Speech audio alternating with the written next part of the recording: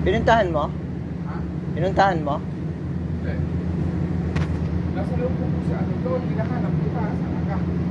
Hindi, dahil si Jude ang tumawag nun eh.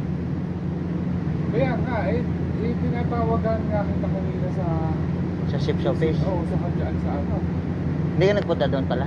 Nagpunta ako, nasa lubong ko siya doon. Si Jude. Prowa pala. Sabi sa dos daw. Ay, hindi, yung compressor ang inaano doon eh. Kaya nga, nasa Prowa yung compressor.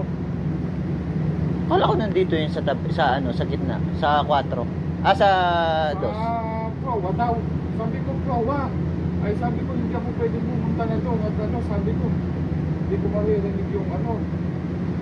Tinawagan ko si Eric, wala pala dyan. Wala, lumabas. Lumabas. Hindi pa bumabalik.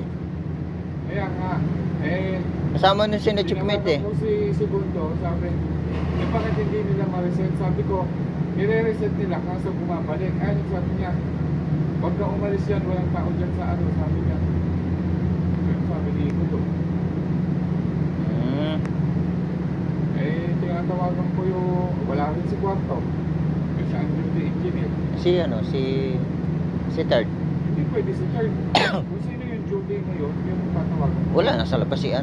Kaya nga. Support. Kaya nung dinalo, wala dyan si Kwarto. Kaya tinawag ko si Segundo.